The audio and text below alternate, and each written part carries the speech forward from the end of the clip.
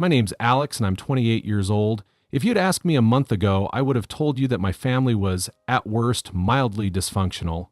You know, the usual passive-aggressive comments at Thanksgiving, my mom playing favorites with my younger sister Emily, and my dad being blissfully unaware of literally everything.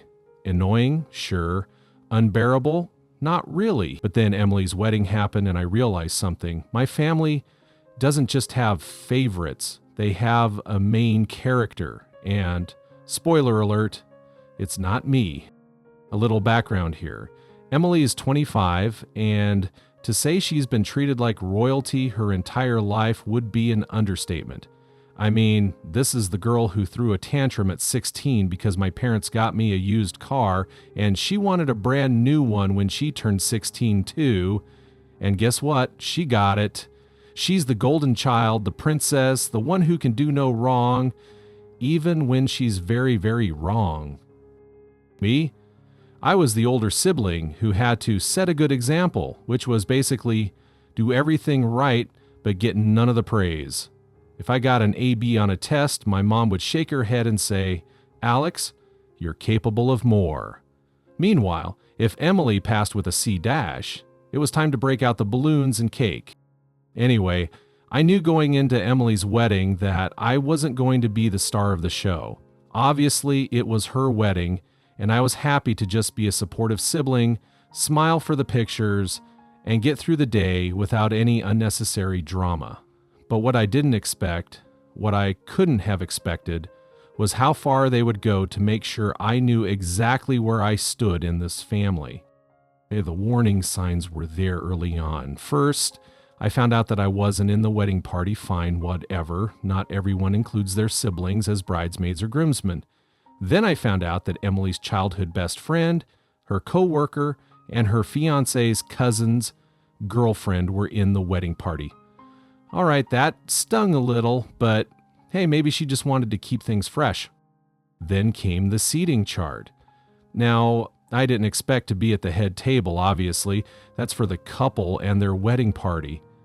But I figured I'd at least be seated with our family, you know, the people I've shared DNA and holidays with my entire life. Nope. When I arrived at the venue and picked up my place card, I noticed something weird. My name wasn't with my parents, my aunts, or my cousins. No, my card wasn't even on the seating chart at all. I had to ask someone where I was supposed to sit. A wedding planner checked the list and then gave me the tightest, most awkward smile I've ever seen. "Oh, Alex, you're right here," she pointed. I looked, and that's when I saw it.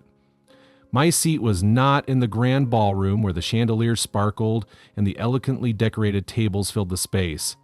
It was outside the ballroom, as in the hallway near the coat rack. At first, I actually laughed. I thought there had to be some mistake, like, oh, maybe they ran out of chairs and needed to move some things around. But no, that was my designated seat. A lonely little table near the entrance, just me and the faint smell of mothballs from people's winter coats. I turned to the wedding planner, still grinning like a fool because my brain refused to process what was happening. "You're kidding, right?" She looked so uncomfortable. "I'm really sorry, but this is where you've been assigned, like a prisoner getting their cell block number." I wasn't even mad yet. I was too busy being confused. Like, was this some kind of prank? Some bizarre wedding tradition I'd never heard of? I needed answers, and I knew exactly who to ask. I found Emily near the bridal suite, basking in the glow of being the bride, surrounded by her friends and our mom, who was busy fawning over her dress. She saw me coming and gave me the fakest smile in the world. "Oh, hey, you made it." I held up my place card. "Yeah, quick question. Why is my seat not in the reception hall?" She blinked, then giggled. Actually giggled. "Oh, that? Yeah, we had to move a few things around last minute." "Uh-huh, and I just so happened to be the one who got moved to the hallway?" Emily shrugged like it was no big deal. I mean, yeah, we had to prioritize close family at the main tables. I blinked. I am close family. That's when my mom, who had been pretending not to listen, chimed in with a sugary, sweet voice. Now, Alex, don't make a scene. It's Emily's special day. I'm not making a scene. I'm asking why I'm literally sitting with the Coates. And then, Emily dropped the line that officially made this the worst wedding I've ever attended. Well, you kind of aren't really immediate family anymore. I stared at her, trying to decipher what that even meant. Excuse me? She shrugged again, adjusting her veil like this conversation was boring her. You moved out years ago. You don't come around that often, and you're not married or anything, it's just different now. I don't even know how to describe the feeling that settled in my chest at that moment. It wasn't just anger, it was something heavier, something colder. I wasn't immediate family anymore, because I had the audacity to grow up and live my own life, because I wasn't married. Before I could say anything, another voice cut in, and that's when I saw her, Emily's mother-in-law. I hadn't interacted with her much before that day, but the second she walked up, I knew exactly what kind of person she was. The type who loved drama, fed on it, and lived to stir the pot. She glanced at me, smirking. Oh, you're Alex. I was wondering who that seat belonged to. I forced a tight smile. Yep, that's me, the sibling who, apparently, doesn't count. Emily's mother-in-law chuckled and gave me a once-over, her expression full of mocking sympathy. Well, you know how weddings are, only the most important people get the best spots. That's when it clicked. This wasn't just Emily's doing. Her new mother-in-law was enjoying this. And suddenly, everything made sense. This wasn't some seating mistake. This wasn't bad planning. This was intentional. And the moment I realized that, something inside me shifted. I wasn't going to sit through this wedding quietly, and I definitely wasn't going to leave without making a statement. I took a slow, deep breath, my fingers tightening around the place card still in my hand. All right, if this is how they wanted to play it, fine. But they forgot one thing. I grew up with Emily. I knew her secrets. I knew all the little things she said behind people's backs. And most importantly, I knew that she hated her new mother-in-law. Oh, she'd smiled in her face, acted all sweet, but behind closed doors, it was another story. And right now, I had an audience. I turned to Emily's mother-in-law, plastering on my best fake sympathetic expression. You know, it's funny. Just the other day, Emily was so worried about seating arrangements. Emily, who had been looking at her nails like she was bored, suddenly stiffened, and mother-in-law raised an eyebrow. Oh? I nodded, keeping my voice casual. Yeah, she was stressed, kept saying she really didn't want certain people sitting too close to the head table. I let the words linger, then leaned in slightly, like I was letting mother-in-law in on a juicy little secret.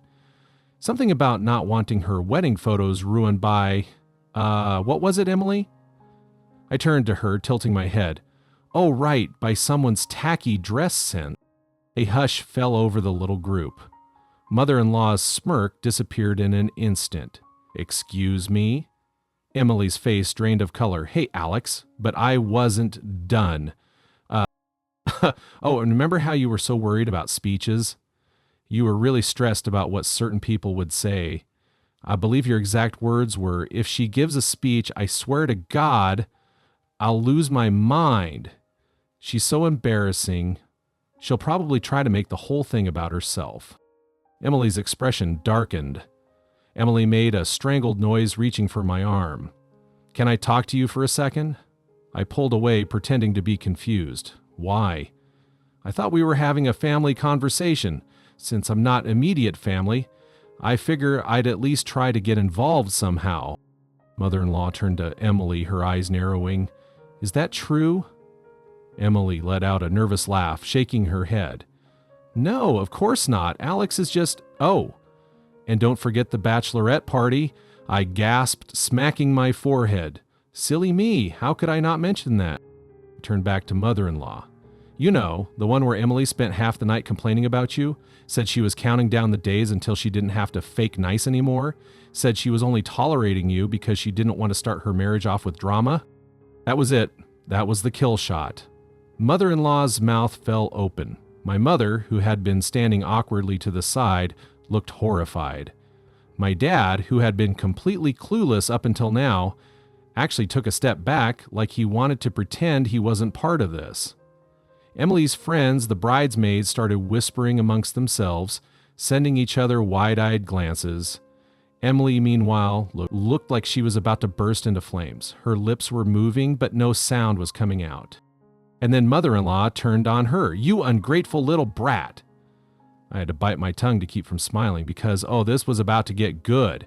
"You think you can just use me?" Mother-in-law's voice was sharp, angry. "After everything I've done for you, the money I put into this wedding, the favors I pulled." She gestured wildly toward the ballroom, her perfectly manicured nails flashing under the chandelier lights. "And this whole time you've been running your mouth behind my back?" Emily stammered. "I didn't." Mother-in-law turned to my parents. "You knew about this? You raised her to be this kind of snake?" My mother looked like she was going to faint. "Of course not. Emily would never."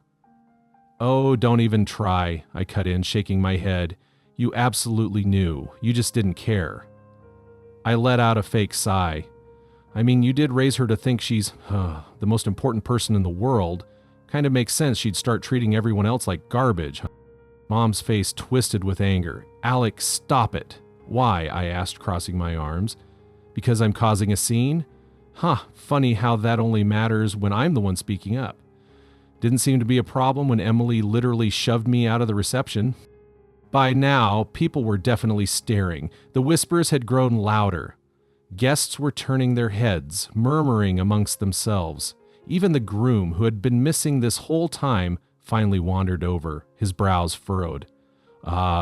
What's going on?" Mother-in-law rounded on him next. "What's going on is that your wife is a backstabbing little brat who's been insulting my family this whole time." The groom blinked. "Wait, what?" Mother-in-law jabbed a finger toward Emily, who looked like she wanted the ground to swallow her whole. "She's been running her mouth about me for months, complaining about my dress, my speech, my presence, saying she's only putting up with me until she doesn't have to anymore." The groom turned to Emily slowly. "Did you actually say that?" Emily shook her head furiously. "No. I mean, well, not like that," and mother-in-law scoffed. "Oh, not like that? Oh, please. And here I was thinking you actually cared about this family." And just like that, it was officially a war zone. Mother-in-law and Emily were snapping at each other. My mom was trying to calm everyone down, which wasn't working. My dad looked miserable, like he wanted to walk into the ocean. The groom was still just standing there, looking like someone had just hit him in the face with a frying pan. Meanwhile, I just stood there, watching the destruction unfold, sipping my champagne like I was at a Broadway play. And I'll be honest, it was beautiful, but the best part, the absolute cherry on top, I wasn't done yet. Emily's voice was climbing in pitch, her hand shaking as she turned to her new husband. "You believe her over me?" she shrieked, gesturing wildly in my direction. Her husband, to his credit, was still trying to process everything.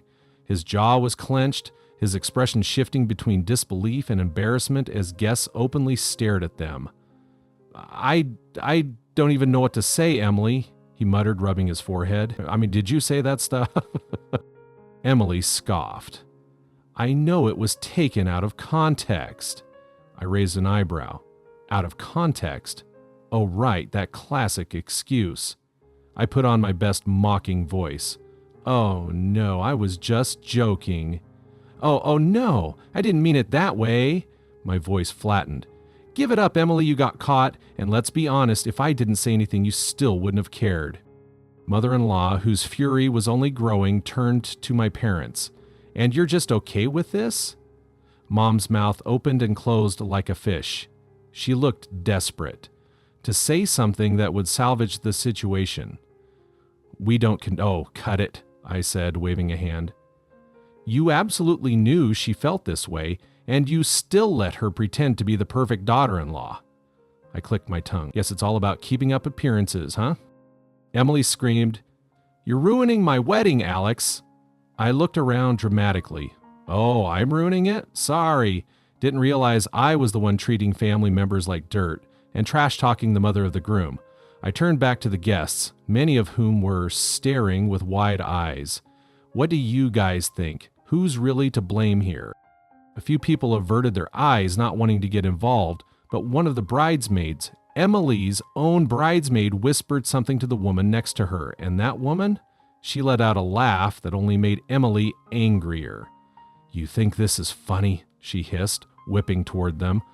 The bridesmaid's lips twitched. "I mean, kind of." Oh, this was getting good. Emily's hands curled into fists, but before she could explode again, I decided to wrap things up because, frankly, I was bored. I let out a dramatic sigh, shaking my head. Well, this has been lovely. Really just a fantastic experience. But I think it's time for me to go. Emily scoffed, throwing up her hands. "Fine, go." I grinned. "Oh, don't worry, I will." Then I turned toward the gift table, scanning the pile of expensive-looking presents stacked near the front. And there it was, my gift, the one I had spent weeks picking out, the one that had taken actual effort, thought, and more importantly, money. Emily followed my gaze and her eyes went huge.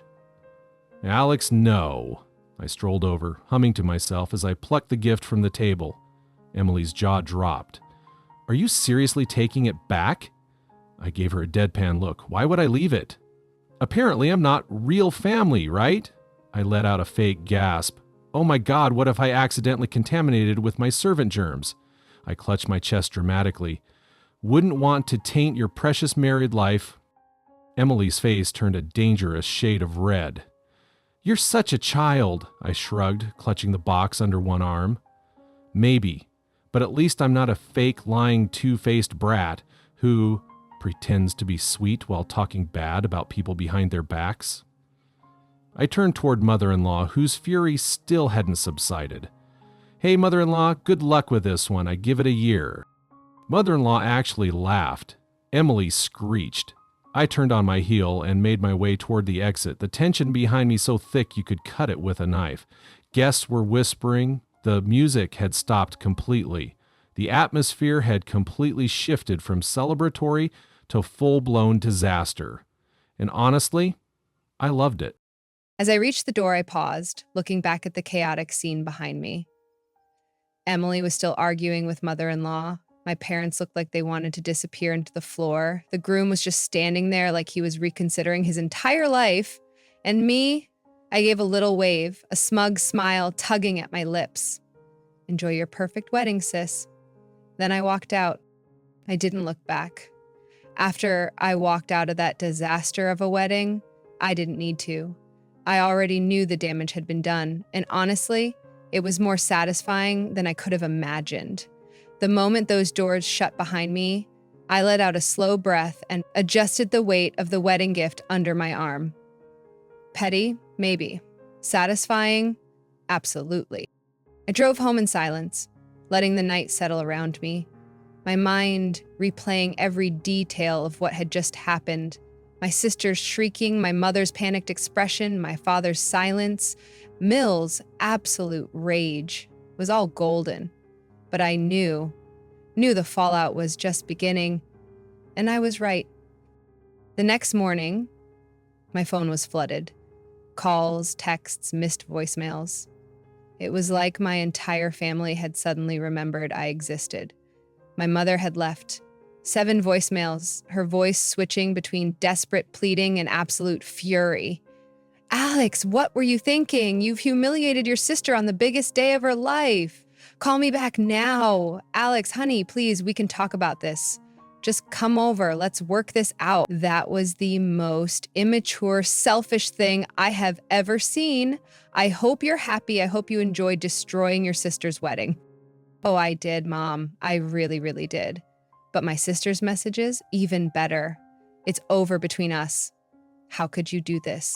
You ruined everything. I can't even look at my wedding photos because of you. You took back your gift? Are you serious? What kind of person does that? I hate you. I really, really hate you." I grinned as I scrolled through them, sipping my coffee. If Emily thought a few angry texts were going to make me feel bad, she didn't know me at all. But what really caught my attention? The texts from my dad. Unlike my mother and sister, He wasn't spewing insults or demanding an apology. His texts were short, simple. Call me when you have a moment. I hesitated before dialing his number. Dad wasn't the type to get involved in drama. Usually he let my mom and Emily run the show while he stayed in the background. The fact that he was reaching out at all meant something was really going on. He picked up after the second ring. Alex, hi, Dad. A long pause, then he sighed. Why would you do this? I snorted. It wasn't my fault they lit the fuse. He let out another sigh, and for a moment I thought he was about to scold me, but instead he chuckled. Low, almost tired. Yeah, they kind of did. That caught me off guard. Wait, you agree with me? I didn't say that, he replied, but his tone was different, quieter. But I saw what happened, and I saw how your mother and sister treated you. It wasn't right. I leaned back in my chair. So what, you're the only one not blaming me? Another pause. Not the only one. Turns out, the wedding didn't just go back to normal after I left. The damage I had done, it had been irreversible. Mother-in-law had completely lost it after I exposed Emily. She had publicly chewed her out in front of everyone, demanding to know if what I said was true. And Emily, being Emily, had panicked, tried to lie, tried to play innocent. But apparently, mother-in-law had already suspected something was off about her. My little revelation. It had been the final straw. By the time the reception ended, Mill had all but disowned Emily. And the groom, absolutely furious. Apparently, he had been under the impression that Emily and his mother had a great relationship. He had no idea that Emily had been trashing her behind her back. Finding out like that in front of everyone? Yeah, not great for a brand new marriage. Oh, according to my dad, he and Emily had a huge fight that night. A huge one. As in, maybe we should rethink this whole marriage levels of huge. And my parents, oh, they were caught in the middle of it. My mom had tried to do damage control, but MIL wasn't having it. She blamed my mother for raising a spoiled brat and had told her point blank that she didn't want Emily anywhere near her family anymore. Complete and total fallout. So what's the situation now? I asked, genuinely curious. Dad sighed again. Emily is, well, she's not handling it well. I rolled my eyes. Shocker. She's blaming you for everything. She thinks if you hadn't said anything, none of this would have happened. I let out a laugh. Oh, of course she does. God forbid she actually take responsibility for her own actions. Dad was quiet for a moment, and then he said, she wants you to apologize. I actually choked on my coffee. Apologize? She thinks it's the only way to fix things, he continued. She thinks if you just take the blame, maybe mother-in-law will forgive her and things can go back to normal. I couldn't stop laughing. Yeah, that's not happening. I figured, Dad said, and then in a lower voice, I don't think you should anyway. That actually made me pause. Wait, seriously? I told you, Alex, I saw what happened, and honestly, maybe it's about time someone called her out. That meant more to me than I wanted to admit. So what now? I asked. Dad sighed again. Your mom is still trying to patch things up with mother-in-law, but I don't think it's going to work. Mother-in-law is furious. The groom? He's barely speaking to Emily. And as for Emily, he hesitated. Well, she's a mess. Good. I didn't say it out loud, but I wouldn't lie to myself about how I felt.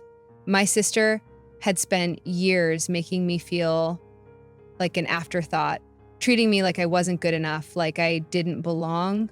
And now she was facing the consequences of her own actions. It was about time. Anyway, Dad continued, I just thought you should know what's going on. Your mother will probably try to call you again. She can try, I said, shrugging. I'm not answering. Dad let out a short laugh. Can't say I blame you. And that was that. It's been a few weeks since the wedding, and honestly, I haven't spoken to my sister since. She still refuses to take responsibility, still blames me for everything, and still expects me to fix it all. But I won't. I don't regret what I did. If anything, I'm proud of it. As for the marriage, well, let's just say that I wouldn't be surprised if it doesn't last. So, what do you guys think? Was I too petty? Should I have just played along? Or did my sister get exactly what she deserved? Let me know. I could use a good laugh.